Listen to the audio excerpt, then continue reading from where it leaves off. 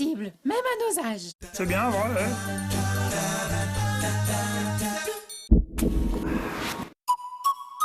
Retrouvez Silence ça pousse avec les jardineries Truffaut.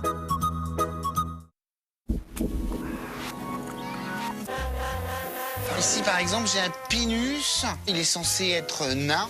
Le latin, Brachycarpus wagnerianus. bien. On va commencer par ce mur.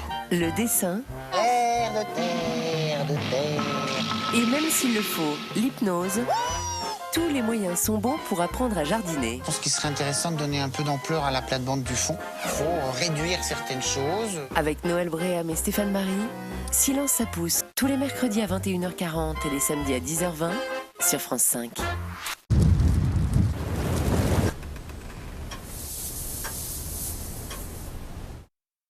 Monroucou, coucou! Très faiblement minéralisé, l'eau de Monroucou est tout indiquée pour les mamans et leurs bébés. Coucou! Monroucou, pour lui, pour moi, pour nous. En cas d'irritation, Bépantène apaise, protège et répare la peau fragilisée de mon bébé. Bépantène apaise, protège et répare. Médicament indiqué dans les irritations de la peau. Jouer, parfois s'écorcher. Biceptine Compresse pour nettoyer efficacement les petites plaies tout en douceur. Biceptine Compresse, votre allié contre les petits bobos. Dispositif médical. Les bébés ont un système digestif immature et fragile. Le laboratoire Gallia a créé Gallia Gest deuxième âge, une formule épaissie pour les bébés dès 6 mois. Et c'est nouveau, dès 12 mois, découvrez Gallia Gest Croissance. Dur de trouver la poussette idéale ou le siège auto qui vous convient? Pour trouver facilement tous les tests de produits bébés, les avis des parents et les meilleurs prix, rendez-vous sur ConsoBaby. ConsoBaby.com, le premier guide d'achat pour bébés. Je voulais vous demander... Elles sont cultivées comment, vos carottes? Devenez parent témoin Blédina et venez voir par vous-même. Ces carottes, vous les cultivez ici, dans les Landes?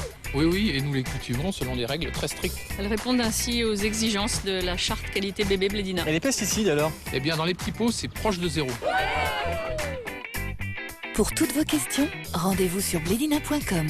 Blédina, du côté des mamans et des papas. Salut, moi c'est Paul, j'ai 8 ans. Elle, c'est Léa. Des fois, elle m'énerve. J'aimerais bien qu'elle grandisse vite, aussi vite que son lit, ma chambre d'enfant. Bon, allez, assez parlé d'elle. Eux, c'est Théo et Nathan. Des fois, ils s'entendent pas, et des fois, on rigole bien. Et ça aussi, c'est possible avec ma chambre d'enfant. Tout le mobilier pour petits et grands est sur machambred'enfant.com. Allez, dis papa. Maman. Dis-le, ou c'est papa qui boit ton biberon éveil. Papa. Maman.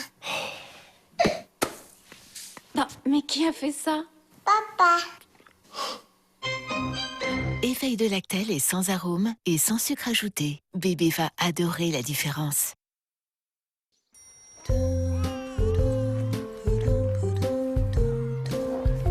Matilia, une savoureuse boisson lactée.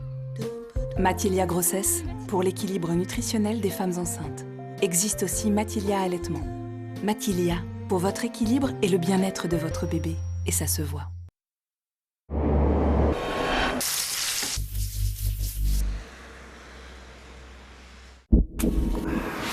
Partagez vos émotions en regardant les maternelles sur France 5 avec Planet Cards. Planet Cards, vente de faire-part et produits photos sur Internet. Partagez des moments complices en regardant les maternelles avec Bébé Confort. Bonjour à tous, Ciel, mon mercredi, il est 8h55. Vous avez envie d'apprendre, d'écouter, de partager et pourquoi pas de rire? Eh bien ça tombe bien, c'est ce qu'on a fait toute l'année. Comme c'est bientôt les grandes vacances, on vous offre le meilleur des maternelles pendant tout le mois de juin sur France 5. Votre bébé est bien au chaud dans votre ventre pendant 9 mois et il ne fait pas que dormir, non, il voit, il mange, il bouge, peut-être même qu'il cherche à vous parler, mais encore faut-il l'entendre. Alors comment communiquer avec son fœtus et créer un lien avec lui dès la grossesse? On en parle justement ce matin avec Nathalie et nos invités. Une émission sans eux, ce serait un petit peu comme une fête sans musique. Impossible, c'est l'équipe des maternelles. Nathalie nous parlera de la tumultueuse histoire d'amour entre les Français et l'orthographe. Elsa nous plongera au cœur de la tendance de l'année, les selfies.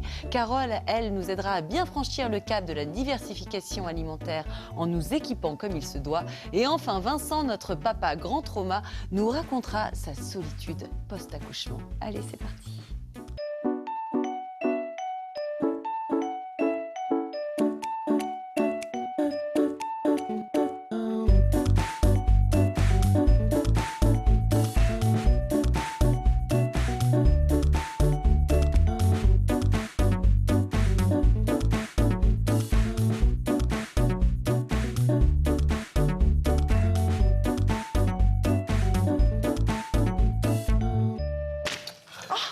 Comment allez-vous? Je vous ai surpris à vous battre avec vos fiches. Qu'est-ce que vous faites? Vous faites ça, obsession nos fiches. Oh là là là là, c'est pas possible. Alors, bonjour à tous, il faut que je vous dise quelque chose. Aujourd'hui, il y a plein de petites filles qui vont être heureuses puisque c'est les jours de réponse. En effet, à la base, réponse, eh bien, c'est une plante. Oui, mais ça n'est pas que cette dame, c'est aussi une belle plante. Et donc, quand on pense à réponse, eh bien, les petites filles pensent à celle-ci. Voilà, c'est intéressant comme information. Mais en fait, c'est pas le jour de cette réponse. Non, ce n'est pas le jour de cette réponse-là, c'est le jour de la plante. Ça vous intéresse? D'accord, c'est le jour d'une plante, super. Il y a une histoire d'orthographe là-dedans, non? Non, ah oui, je sais pas si ça s'écrit pareil. Alors justement, l'orthographe, Nathalie, elle est à fond sur l'orthographe puisqu'elle va nous en parler dans sa chronique. Dans peu de temps, il paraît qu'on est des vrais bonnets d'âne, mais on va en parler tout à l'heure. Alors pour qu'il n'y ait pas de jaloux, j'ai donc décidé de faire tous vos lancements avec les héroïnes de notre enfance. Il y en aura pour chacune d'entre vous, avec votre personnalité, chacune également et chacun. Je commence à avoir l'habitude. Bon, avant de vous laisser la parole, Anna, eh bien, nous allons entendre Nathalie, effectivement. Nathalie, un petit poème. Comme elle, la bête ne lui fait pas peur. Comme elle, elle dévore les livres et rêve d'un monde où les femmes sont l'égale de l'homme. Pas bête, c'est notre belle Nathalie Le Breton.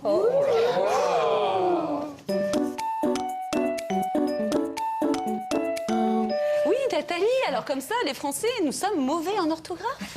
C'est une surprise ou... Mais oui, c'est une surprise. Parce que moi, je ne fais aucune faute en orthographe. Alors, depuis que j'ai découvert l'informatique. Oui, bien sûr. Alors, c'est le paradoxe français. Il y a donc une enquête qui est sortie grâce au timbré de l'orthographe. C'est un grand concours. Vous avez encore jusqu'au 31 janvier pour vous inscrire si vous faites partie de ces timbrés-là, dont je ne fais pas partie, moi, personnellement. Et donc, on a sorti toute une enquête avec le Parisien sur le sujet. Nous sommes fâchés avec l'orthographe, ça ne surprend personne. Ce qui fait un peu défaut, c'est la conjugaison pour 37% d'entre nous et l'orthographe des mots pour 29%. Jusque-là, vous me dites, oh, Nathalie, petit joueur, petit joueur. Rentrons dans le détail, si vous voulez bien. Alors, qu'est-ce qui fâche? Qu'est-ce qui nous fâche, nous, les Français? En tête de liste, 56%, le pluriel des noms composés. Vous savez, le truc... Oh, c'est compliqué, ça. Voilà. Ça, c'est galère. Vous avez un exemple à nous donner, là? Je sais pas, grands-parents? Ah oui, les grands-parents. Mais un S à quoi? À parents, mais pas à grands. Voilà. C'est pas taisé, c'est pas taisé. Et en plus, tout ça évolue. Des faire-part, excusez-moi, des faire-part, on l'écrit comment? Eh bien oui, faire, a priori, faire sans S. Et part avec un S. Et là, en fait, on est bon, nous. Oui. J'en ai plusieurs en même temps. Alors, vous avez ça. Vous avez ensuite la différence entre le futur et le conditionnel. C'est le gros problème. Est-ce que je vais mettre un S? Mais non, le futur, il n'y a pas de S. Et le conditionnel, il y a un S. Ouais, très... Mais je suis pas mauvaise, Nathalie. 5, mais absolument, je vois ça. Le pluriel des chiffres, 27%. Alors 20, hein? Il n'y a pas de S. Est-ce qu'on le met à quel moment? Il n'y a rien derrière. Il faut l'écrire en chiffres. Et surtout ne pas le dire. Oui, vous avez raison. En chiffres, ça marche beaucoup mieux. Ensuite, vous avez le redoublement des consonnes à 24%. Ah, ça, c'est compliqué. Bon, il n'y en a jamais 3. C'est une règle de base. Et puis l'accord du participe passé, hein, n'est-ce pas? Avec avoir, quand c'est placé avant, on rajoute. Et est-ce qu'on met EE, ES? La chemise que j'ai mise. Alors, voilà. Ça, c'est un bon moyen moyen mémotechnique. Ce qui est fou, c'est qu'effectivement, tout le monde est d'accord pour reconnaître qu'on a une orthographe qui est quand même extrêmement compliquée à maîtriser. On a une langue très compliquée. Et le paradoxe des Français, c'est que, un, ils sont mauvais, mais deux, ils pensent qu'ils sont bons à 80%, comme nous tous ici. Et 26% d'entre nous affirment ne pas faire de faute jamais. Mais jamais. 26%, je ne sais pas si vous voyez. Vous voyez, c'est un truc énorme. Et ce qui est intéressant, c'est qu'on trouve que c'est compliqué. On est de mauvaise foi sur notre orthographe. Franchement, les dictées, c'est quand même un très mauvais souvenir. Eh bien, écoutez bien. Ils veulent plus de dictées, plus que jamais. Ils réclament des dictées. 65% des Français jugent que c'est indispensable. 33% inutile seulement. Et bon, 2% jugent que c'est utile mais pas indispensable. Et ce que je voulais vous dire, c'est que sur les 18-24 ans, est-ce que vous allez me dire, bah oui, il y a une différence d'âge et tout. Les jeunes, ils n'en ont rien à faire, ils ont l'ordinateur, etc. Point du tout. 99% des 18-24 ans pensent que c'est tout à fait indispensable pour réussir sa vie professionnelle. Et ils n'ont pas tort. Quelle maturité! C'est bien, c'est bien. Chouette, merci Nathalie. Moi, ça me manque les dictées de Bernard Pivot. En famille, nous regardez ça. Anna, vous faisiez pas ça, vous? La grande dictée de Bernard Pivot, on s'y mettait tous. Mais oui. Ah, moi, j'arrivais à éviter cela. Ah oui. Ça nous traumatise un peu, mais c'est drôle. Mais c'est rigolo. Merci beaucoup Nathalie. Il est temps que je vous présente notre invitée ce matin, c'est Anna. Bonjour Anna et bienvenue sur le plateau des maternelles. Nous vous avons invité ce matin avec nous pour la sortie de votre livre Moi homophobe, dans un livre vraiment extrêmement poignant, un témoignage très émouvant qui m'a accompagnée tout le week-end. Vous nous racontez, Anna, la découverte de l'homosexualité de votre fils aîné Alexandre et le rejet que cette révélation a suscité en vous. Alors je rappelle l'histoire, ça commence lors d'un week-end il y a 10 ans. Votre fils qui a alors 17 ans, Alexandre, invite Vincent, un de ses amis, chez vous. Là, vous vous apercevez sur place que c'est bien plus que de l'amitié, que en fait c'est son petit copain. Et là, catastrophe. Vous le prenez extrêmement mal. Qu'est-ce qui fait qu'à ce moment-là, vous ne supportez pas cette situation?